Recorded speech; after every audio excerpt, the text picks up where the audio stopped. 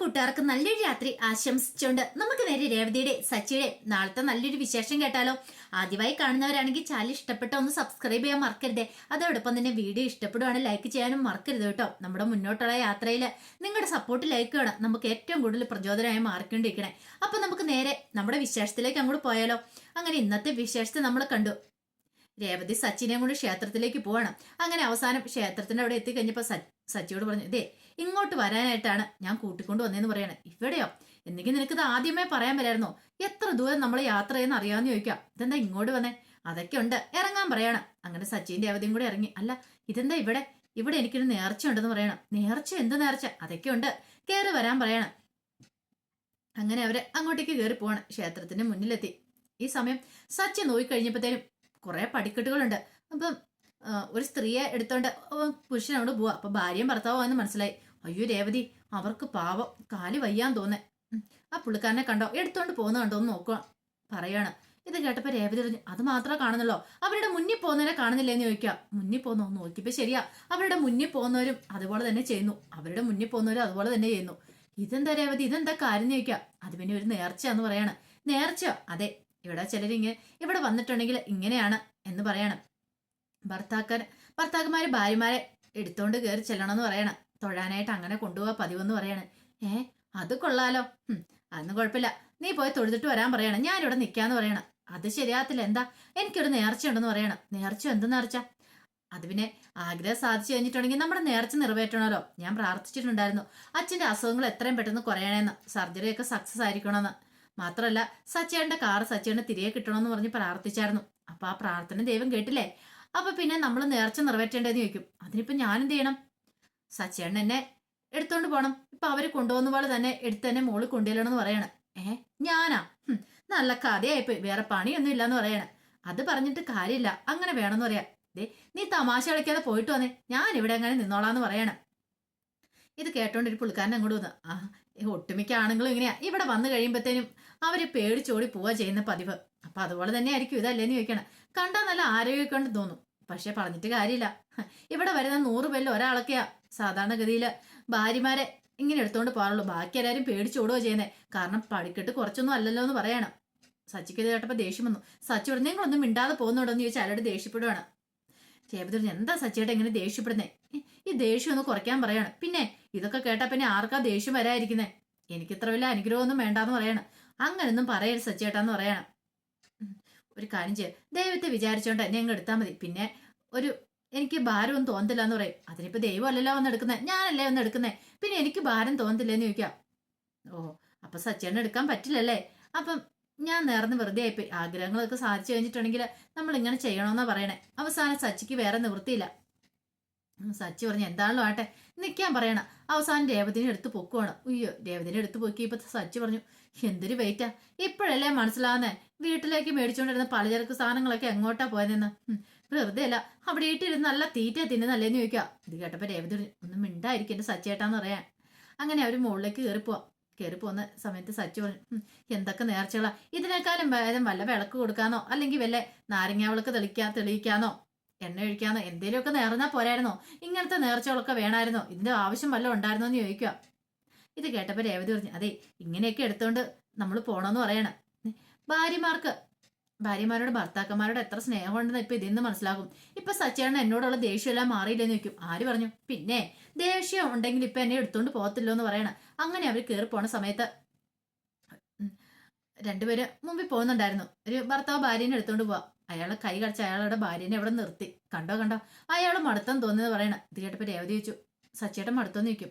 അന്ന് എന്നെ അവിടെ നിർത്തിയാരെ, ഞാനവിടെ പോയി മോളിൽ പോയി ശയന പ്രതീക്ഷ നടത്തിക്കോളാന്ന് പറയാണ്. വേണ്ട ഞാൻ എടുത്തോളാന്ന് പറയാണ്.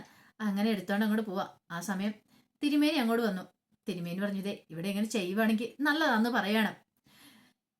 സാധാരണഗതിയിൽ പകുതി എത്തുമ്പോഴത്തേനും ആൾക്കാരൊക്കെ മടുക്കും. പിന്നെ ചിലരുണ്ട് അങ്ങ് ഫുള്ള് മോള് വരെ എടുത്തോണ്ട് കയറി പോകുന്നത്. കാരണം എന്താണെന്നറിയോ?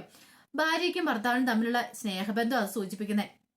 അവർ രണ്ടുപേരും നല്ല അടുപ്പത്തിലാണെങ്കിൽ, നല്ല ബന്ധം ഉണ്ടെങ്കിൽ മോള് വരെ എത്തിക്കാനായിട്ട് പറ്റുള്ളൂ. അല്ലെങ്കിൽ പകുതി എത്തുമ്പോഴത്തേനും നിൽക്കുമെന്ന് പറയാണ്. ഇത് കേട്ടൻ രേവതി സച്ചിനെ ഒന്ന് നോക്കി. അവസാനം സച്ചി ഒരു വിധത്തിൽ അങ്ങനെ മുകളിലേക്ക് എത്തിക്കുകയാണ്. സച്ചിയുടെ കൈയൊക്കെ കഴിച്ചു, തോളിലൊക്കെ പൊട്ടുന്ന പോലെ തോന്നുന്നു. പിന്നീട് രേവതിയോട് പറഞ്ഞു, എന്റെ ദൈവമേ, ഇനി മേലാല് ഇങ്ങനത്തെ നേർച്ചകളൊന്നും നേരില്ലെന്ന് പറയണം. അങ്ങനെ മോളിൽ കൊണ്ടേ നിർത്തി. രേവതി പറഞ്ഞു, അതേ, ഇതൊക്കെ ഒരു ചെറിയ നേർച്ച മാത്രമല്ലേ എന്ന് ചോദിക്കാം. സച്ചി പറഞ്ഞു, എനിക്കൊരു അവസരം കിട്ടും, കണ്ടോ, അന്ന് നിന്നെ കൊണ്ട് ഞാൻ എന്നെ എടുപ്പിക്കുമെന്ന് പറയണം. ഇതുപോലെ ഒരു നേർച്ച ഞാനും നേരുമെന്ന് പറയാം. കണ്ടോ, നിനക്കൊട്ടുള്ള പണി ഞാനും തരുമെന്ന് പറയാണ്. പിന്നീട് അവര് മോളിൽ ചെന്ന് കഴിഞ്ഞപ്പോഴത്തേനും രേവതി പറഞ്ഞതേ, ഈ ദേഷ്യം ഉണ്ടല്ലോ, ഈ ദേഷ്യം മാറാനും പിന്നീട് സച്ചയുടെ നല്ലത് വരാനും ഒക്കെ വേണ്ടിയിട്ടാണ് ഞാൻ ഈ പ്രാർത്ഥനകളൊക്കെ നടത്തിയെന്ന് പറയാണ്. അതുകൊണ്ട് എന്താ പ്രാർത്ഥനയ്ക്ക് ബലം ഉണ്ടായില്ലേന്ന് ചോദിക്കുക. അങ്ങനെ അവര് പോയി തൊഴുത് പ്രാർത്ഥിക്കുന്നുണ്ട്. പിന്നീട് സച്ചയുടെ കയ്യെ കെട്ടാനായിട്ട് ഒരു ചരടൊക്കെ പൂജിക്കാൻ കൊടുക്കുന്നുണ്ട്. പിന്നീട് തിരുമേനോട് പറഞ്ഞു, അതെ, എന്റെ പ്രാർത്ഥന ബലിച്ചു, അതുകൊണ്ടാന്നൊക്കെ പറഞ്ഞ് തിരുമേനോട് കാര്യങ്ങളൊക്കെ പറയുന്നുണ്ട്. പിന്നീട് തിരുമേനി പൂജയും വഴിപാടുകളൊക്കെ നടത്തി രേവതിക്കും സച്ചിക്കും കൊടുക്കുന്നുണ്ട്. അങ്ങനെ സച്ചി നോക്കി കഴിയുമ്പോഴത്തേനും തിരിച്ചാണ്ടേ ഒരു ഭർത്താവ് ഭാര്യനെ എടുത്തോണ്ട് ഇറങ്ങുന്നു. രേവതി ഇങ്ങോട്ട് വരാൻ പറയണം. എന്താ, തെങ്ങ് നോക്കിയേ, തിരിച്ചാണ്ട് വീണ്ടും എടുത്തോണ്ട് ഇറങ്ങുന്നു പറയണം. ദൈവമേ, ഇന്ന് നിന്നെ ഞാൻ തിരിച്ച് ഇറക്കിക്കൊണ്ട് പോണെന്ന് വെക്കും. നീ അല്ലേ പറഞ്ഞേ ഇങ്ങോട്ട് എടുത്തോണ്ട് വന്നാൽ മതി, തിരിച്ചിറങ്ങുമ്പോ എടുക്കണ്ടെന്ന് പറഞ്ഞു. പിന്നെ അവരെന്തിനാ അങ്ങനെ എടുത്തോണ്ട് പോണേന്ന് ചോദിക്കുക.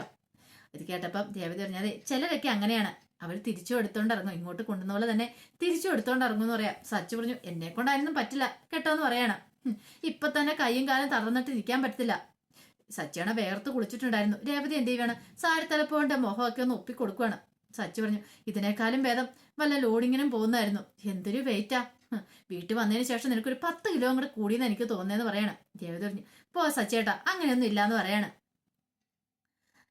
ആ സമയം ചന്ദ്രമതി ഫോൺ ചെയ്യാൻ നോക്കുക. ചന്ദ്രമതി ഫോൺ ചെയ്യാൻ നോക്കിയിട്ട് റേഞ്ച് കിട്ടുന്നില്ല. ഇവിടെയാണ് റേഞ്ച് കുറവാന്ന് തോന്നുന്നത്. അപ്പോഴേക്ക് സുധി അങ്ങോട്ട് വന്നു. അമ്മേ, ഞാൻ പോയിട്ട് വരാന്ന് പറയാണ് ജോലിക്ക്. എടാ, നീ അവരൊക്കെ ഉള്ളപ്പോ നീ ഇങ്ങനെ വെള്ളം പറഞ്ഞു, പക്ഷേങ്കില് എന്റെ അടുത്ത് നീ എന്തിനാ ഇങ്ങനെ പറയണേ? വെറുതെ പോയി വായ നോക്കിയിട്ട് വരാന്ന് പറ, അതല്ല ഇച്ചിരിയോടെ ശരിയെന്ന് ചോദിക്കാം. അമ്മ പതുക്കെ പറ, ആരെങ്കിലും കേട്ടിട്ടുണ്ടെങ്കിൽ. എടാ, ആരെങ്കിലും കേക്കട്ടെ, അല്ലാതെ പിന്നെ ഞാൻ എന്താ ചെയ്യുന്നേ? ഇപ്പൊ തന്നെ കണ്ടില്ലേ, ജോലിക്കെന്നും പറഞ്ഞ് പോയി. ഞാനാണെങ്കിൽ എല്ലാവരുടെയും കള്ളം പറഞ്ഞു മടുത്തു. എവിടെയെങ്കിലും ഒരു ജോലിക്ക് പോടാ, ഒരു ഇന്റർവ്യൂവിന് എന്തെങ്കിലും പോകാൻ പറയണം. അമ്മ ഞാൻ പോകാന്ന് പറയണം. അല്ല അമ്മ ആരെ വിളിക്കാൻ തുടങ്ങുക? ഞാൻ ആ ബാമേനെ ഒന്ന് വിളിക്കാൻ നോക്കിയപ്പോ റേഞ്ച് കിട്ടുന്നില്ല എന്ന് പറയണം. അമ്മ ആ ഫോണും കയറാൻ പറയണം. അമ്മേ, ഇതൊന്ന് ഫ്ലൈറ്റ് മോഡ് ആക്കിയിട്ട് ഓൺ ആക്കിയാൽ മതി, അപ്പൊ റേഞ്ച് കിട്ടുമെന്ന് പറയണം. അങ്ങനെ ആക്കി കൊടുത്തു. ഓഹോ, നിനക്കപ്പോ ഇത്രയ്ക്ക് ബുദ്ധിയും കാര്യങ്ങളൊക്കെ ഉണ്ടോ? എന്നിട്ടാണ്ടാ നിനക്ക് ഇതിലായിട്ട് ജോലി ശരിയാത്തേന്ന് പറയാം. അമ്മേ, അതും കൂടെ ഒന്നും കാര്യമില്ലെന്ന് പറയണം. ഇതൊക്കെ നിസ്സാരമായ ബുദ്ധി ഉള്ള കാര്യങ്ങളല്ലേന്ന് ചോദിക്കുക. എടാ മോനെ, ഇനി നീ ഇങ്ങനെ പോയിട്ട് കാര്യമില്ല, എവിടെയെങ്കിലും ജോലി വേണം, അല്ലെങ്കിൽ എല്ലാവരുടെ മുന്നിൽ ഞാനാ നാണം കിടാൻ പോകുന്നത്. അവസാനം നിന്റെ ഭാര്യ ശ്രുതി എങ്ങനെ ഈ വിവരം അറിഞ്ഞിട്ടുണ്ടെങ്കിൽ, ജോലിയില്ലാന്ന് അറിഞ്ഞു കഴിഞ്ഞിട്ടുണ്ടെങ്കിൽ നിന്റെ ഭാര്യ എന്നെയും കൂടെ മിക്കവാറും ശരിയാക്കും, അറിയാലോ. അവളുടെ വീട്ടുകാരെങ്ങനെ പറഞ്ഞിട്ടുണ്ടെങ്കിൽ അതോടുകൂടി നമ്മുടെ കാര്യത്തിൽ ഒരു തീരുമാനമാവെന്ന് പറയാം. അമ്മേ, അധികം വൈകാതെ തന്നെ ഞാൻ എവിടെയെങ്കിലും ജോലിക്ക് പോവാം, സംഘടിപ്പിക്കാം, കുറച്ച് പൈസ തരാൻ പറയണ. പൈസ എവിടുന്ന്? അപ്പൊ ഇന്നാള് തന്ന പൈസയ്ക്കോ? അതൊക്കെ തീർന്നമ്മേ, എനിക്ക് ചെലവില്ലെന്ന് ചോദിക്കാം. എന്ത് ചെലവ്? നീ വീട്ടിൽ നിന്ന് അല്ലാടെ ചോറ് കൊണ്ടുപോകുന്നേ, പിന്നെ വെറുതെ പോയി ഇരുന്നിട്ട് വരുന്നല്ലേ. അമ്മ, ഇന്റർവ്യൂവിനായിട്ട് അങ്ങോട്ടും ഇങ്ങോട്ടും ഒക്കെ പോണെങ്കിൽ പൈസ വേണ്ടേ? അതിന് ഓട്ടോറിക്ഷ പൈസ കൊടുക്കണ്ടേ എന്ന് ചോദിക്കണം. ദേ, ഒരു കാര്യം ഞാൻ പറഞ്ഞേക്കാം സുധി, ഇങ്ങനെ പോയിട്ടുണ്ടെങ്കിൽ ശരിയാകത്തില്ല. തൽക്കാലത്തേക്ക് ഞാൻ നോക്കട്ടെ എന്ന് പറഞ്ഞുകൊണ്ട് കുറച്ച് പൈസ എടുത്തോണ്ട് വരുവാണ്. അതെ, അച്ഛൻ കഴിഞ്ഞ പ്രാവശ്യം പെൻഷൻ തുക തന്നതിൽ ഞാൻ കുറച്ച് പൈസ ബാലൻസ് വെച്ചിരുന്ന, അതിനകത്ത് കുറച്ച് പൈസ എടുത്താൽ കൊടുക്കുവാണ്, ഇത് വെച്ചോളാനും പറഞ്ഞിട്ട്. പിന്നീട് പറഞ്ഞു, പൈസക്ക് സൂക്ഷിച്ച് ചെലവാക്കണം കേട്ടോ, അറിയാലോ. ഇനി എൻ്റെ പൈസ ഇല്ലാന്ന് പറയണ. ശരി അമ്മയെന്ന് പറഞ്ഞ് സുധി മുറിയിലേക്ക് എല്ലുവാണ്. ആ സമയം ശ്രുതി എന്ത് ചെയ്യണം, ഭാഗത്ത് തുറന്ന് നോക്കിക്കൊണ്ടിരിക്കുക. അല്ല, എന്താ നീ നോക്കണേന്ന് ചോദിക്കും. അല്ല, അത് പിന്നെ ഞാൻ ചില്ലറ വല്ലതും നോക്കുവാണോ, പൈസ ഉണ്ടോ നോക്കണം, വണ്ടിക്കൂലി കൊടുക്കാണ്ട്, ഇന്നാ ഇത് വെച്ചോന്ന് പറഞ്ഞോണ്ട് കുറച്ച് പൈസയും കൊടുക്കണം. വേണ്ട സുധി, എൻ്റെ പൈസ ഉണ്ടെന്ന് പറയാം. സാരമില്ല, വെച്ചോളം പറയാണ്. അതെ, ഞാൻ ഓട്ടോറിക്ഷ ബുക്ക് ചെയ്തിട്ടുണ്ട് എന്ന് പറയാണ്. ഇത് കേട്ടതും ശ്രുതി പറഞ്ഞു, അതെ, ഒരു കാര്യം ചെയ്യാം, ശ്രുതി പൊക്കോ, ഞാൻ പിന്നീട് പോന്നോളാന്ന് പറയണം. അതെന്താ? ഞാൻ നിന്നെ ഡ്രോപ്പ് ചെയ്യാന്ന് പറയണം. അത് കുഴപ്പമില്ല, ശ്രുതിക്ക് സമയത്തിന് ചെല്ലണ്ടല്ലേ നിൽക്കും. എനിക്കത് കുഴപ്പമില്ല, എപ്പോ ചെന്നാലും അതൊന്നും കുഴപ്പമില്ലാന്ന് പറയും. അതെന്താ അങ്ങനെ പറഞ്ഞേ? എപ്പോ ചെന്നാലും കുഴപ്പമില്ലേ? അല്ല, അത് പിന്നെ എനിക്കങ്ങനെ പ്രശ്നങ്ങളൊന്നുമില്ല, എന്റെ കാര്യം അറിയാലോ. അത് മാത്രല്ല, ഞാൻ അവിടെ ചെന്നിട്ടുണ്ടെങ്കിൽ എന്റെ സീറ്റ് എപ്പോഴും അവിടെ തന്നെ കാണും, ആരും ആ സീറ്റ് കൈയടക്കാനൊന്നും വരുന്നില്ല, അതുകൊണ്ട് എനിക്കൊന്നും കുഴപ്പമില്ല എന്ന് പറയണം. ഇത് കേട്ട ശ്രുതി പറഞ്ഞു, ആഹാ, അത് കൊള്ളാലോ എന്ന് പറയണം. എന്ത് സുഖമല്ലേ, ഓരോ ദിവസം ഓരോ ആൾക്കാർ വന്ന് പരിചയപ്പെടും. ശ്രുതി ആ ചേറയിലൊക്കെ ഇരിക്കുന്നത് ഞാൻ അതൊക്കെ സങ്കല്പിക്കുക എന്ന് പറയണം. ഇത് കേട്ടത് ശ്രുതി പറഞ്ഞു, അത് മാത്രമോ, നമുക്ക് ആവശ്യത്തിന് വിശ്രമവും കാര്യങ്ങളും ഒക്കെ ഉണ്ട്, പല പല ആൾക്കാരെ നമുക്ക് കാണുകയും ചെയ്യാം. പിന്നെ വൈകുന്നേരം ഒക്കെ ആയി കഴിയുമ്പോഴത്തേനും കുട്ടികളും വരുമെന്ന് പറയണേ. കുട്ടികൾ വരുമെന്നോ? അതെന്താ അങ്ങനെ? സാധാരണ താൻ പാർക്കിലാ പോയിരിക്കുന്നുള്ള കാര്യം പറയാൻ പറ്റില്ലോ, അബദ്ധത്തിൽ വായി വീണു പോയതാണ് സുധിയുടെ. പെട്ടെന്ന് സുധി ആടിക്കറി പറഞ്ഞു, അല്ല, ചില കസ്റ്റമേഴ്സെ കുട്ടികളൊക്കെ ആയിട്ടാ വരാറുള്ള, കാർ നോക്കാനൊക്കെ ആയിട്ടെ. അപ്പൊ അത് പറഞ്ഞ, ഓ അങ്ങനെ, അതെ, ഞാനിന്ന് വാഷ്റൂമിൽ പോയിട്ട് വരട്ടെ എന്ന് പറഞ്ഞുകൊണ്ട് ശ്രുതി അങ്ങോട്ട് പോവാണ്. അപ്പോഴാണ് ശ്രുതിയുടെ ഫോൺ ബെല്ലടിക്കുന്നത്. ശ്രുതി കോൾ എടുത്തു. ഇതെന്താ പരിചയമില്ലാത്ത നമ്പറാണല്ലോ. എടുത്തേക്കാൻ നിർത്ത് കോൾ എടുക്കുവാണ്. പക്ഷെ അങ്ങേ തലയ്ക്കൊന്നും മിണ്ടിയില്ല. അങ്ങേ തലയ്ക്ക് മറ്റാരും ആയിരുന്നില്ല, നവീനായിരുന്നത്. ഒരു നിമിഷം ഇതെന്താ ഇവര് സംസാരിക്കാത്ത എന്നോർത്ത് ഇങ്ങനെ ഫോണും വെച്ചോണ്ടിരിക്കുകയാണ്. അപ്പോഴേക്ക് ശ്രുതി ഇറങ്ങി വന്നു. എന്താന്ന് ചോദിക്കുക. ആരോ വിളിച്ചു, പക്ഷെ കോൾ എടുത്തിട്ടൊന്നും സംസാരിക്കുന്നില്ല. കട്ടായി പോയെന്ന് തോന്നുന്നു പറയാണ്. അതെ, ചിലപ്പോൾ റേഞ്ച് ഇല്ലാത്തതുകൊണ്ടായിരിക്കും. ശ്രുതി പൊക്കോ, ഞാൻ വന്നേക്കാന്ന് പറയണം. അങ്ങനെ ശ്രുതി അങ്ങോട്ട് പോയ ഉടനെ നവീൻ വീണ്ടും വിളിക്കുകയാണ്. ശ്രുതി പെട്ടെന്ന് കഥകെല്ലാം പോയി കുറ്റിയിട്ടു. കോൾ എടുക്കുവാണ്. എന്ത് കോൾ എടുത്ത് കഴിഞ്ഞപ്പോഴത്തേനും പറഞ്ഞു, ആരാന്ന് മനസ്സിലായോ? നിന്റെ ചെറിയച്ഛൻ അരവിന്ദനെ വിളിക്കണമെന്ന് പറയും. നിങ്ങൾ എന്തിനാ നവീനെ വിളിച്ചേന്ന് ചോദിക്കുക. എന്തിനാ വിളിച്ചേന്നോ? ഇപ്പൊ മനസ്സിലായില്ലേ എന്തിനാ വിളിച്ചേന്ന്? അതെ, എല്ലാ മാസവും ഒരു 50,000 രൂപ വെച്ച് നീ എനിക്ക് തരാന്ന് ഒരു എഗ്രിമെന്റ് ഉണ്ടായിരുന്നു, അത് മറന്നോന്ന് ചോദിക്കും. കഴിഞ്ഞ മാസം നിനക്ക് പൈസ തന്നല്ലേ ഞാന്? അത് 25,000 അല്ലേ? അതിന്റെ ബാക്കി എപ്പത്തിനും അത് പോരാഞ്ഞിട്ട് ഈ മാസത്തെ കൂടെ കൂട്ടി തരണമെന്ന് പറയാം. ഇതെന്തൊക്കെയാ നവീന നീ പറയണേ? നീ എന്റെ ഈ പൈസ തന്നിട്ടുണ്ടോ? തന്ന് ഏൽപ്പിച്ചിട്ടൊന്നും ഇല്ല അങ്ങനെ പറയുമ്പോ എടുത്തു തരാനായിട്ട്. അതെ കല്യാണി, നീ എന്റെ ജീവിതം താർത്ത. അപ്പൊ എനിക്ക് അതിനുള്ള പൈസ കിട്ടണം. എനിക്കിപ്പോ ജോലിയില്ല, കൂലിയില്ല, തേരാപാരം ഞാൻ നടക്കുക. അപ്പൊ എന്റെ കാര്യങ്ങളും കൂടെ നടന്നു പോണ്ടേ? പൈസ കിട്ടണം. അല്ലെങ്കിൽ അറിയാലോ, ഈ കോള് ഞാൻ നേരെ വിളിക്കുന്നേ നിന്റെ വീട്ടിലേക്കായിരിക്കും. അല്ലെങ്കിൽ ഉണ്ടല്ലോ, നിന്റെ ഭർത്താവ് ജോലി സ്ഥലം ചെയ്യുന്ന സ്ഥലത്തേക്ക് ഞാൻ അങ്ങോട്ട് കയറി ചെല്ലും. അതോടുകൂടി നിന്റെ ജീവിതം ഗോവിന്ദ. എന്ത് ചെയ്യണം നീ തന്നെ തീരുമാനിച്ചോളാൻ പറയണം. അവസാനം ശ്രുതി പറഞ്ഞു, ഞാൻ പൈസ തരാന്ന് പറയണം. എവിടെ വെച്ച് എപ്പോ തരും? നാളെ തരാം. എങ്ങനെ തരും? ഒരു കാര്യം ചെയ്യാം, നീ ആ പാർക്കിലേക്ക് പോരാൻ പറയണം. പാർക്കിലേക്കോ? അതെ, അവിടെ ഞാൻ പിന്നെ നിന്നെ അധികാരം കാണത്തില്ലോ. ഞാൻ പറഞ്ഞല്ലോ, എനിക്കിപ്പോ പൈസ മാത്രം മതി, വേറൊന്നും ഞാൻ ആവശ്യപ്പെടുന്നില്ല. നിന്റെ കല്യാണത്തിന് മുമ്പ് വേറെ പലതും ഞാൻ ചോദിച്ചിട്ടുണ്ടായിരുന്നു, പക്ഷെ ഇപ്പൊ ഞാനൊന്നും ആവശ്യപ്പെടുന്നില്ല. പറഞ്ഞു കേട്ടല്ലോ. അപ്പൊ മര്യാദയ്ക്ക് എനിക്ക് പണം തരുന്ന നിനക്ക് ബുദ്ധി എന്ന് പറയാണ്. അങ്ങനെ അയാൾ കോള് കട്ട് ചെയ്തപ്പോ എന്ത് ചെയ്യണമെന്ന് അറിയില്ലാതെ തകർന്ന് തരിപ്പണമായിട്ട് ശ്രുതി നിൽക്കുകയാണ്. അപ്പൊ അതിന്റെ വിശേഷങ്ങളൊക്കെ നാളെ കാണുന്നത്. ഇത് കൂടാതെ എല്ലാ ദിവസവും ഉച്ചയ്ക്ക് 1:30-2 മണിക്കുള്ളിൽ തന്നെ രേവതിയുടെ സച്ചിയുടെ വരാൻ പോകുന്ന ദിവസത്തെ വിശേഷങ്ങളൊക്കെ ചാനലിനകത്തിന് അപ്ലോഡ് ചെയ്യുന്നുണ്ട് കേട്ടോ. മറക്കാതെ അതും കൂടെ എല്ലാവരും കയറി കാണണേ. ഒരിക്കൽ കൂടി എല്ലാവർക്കും നല്ലൊരു രാത്രി ആശംസിച്ചോണ്ട് നിർത്തുന്നു. നന്ദി.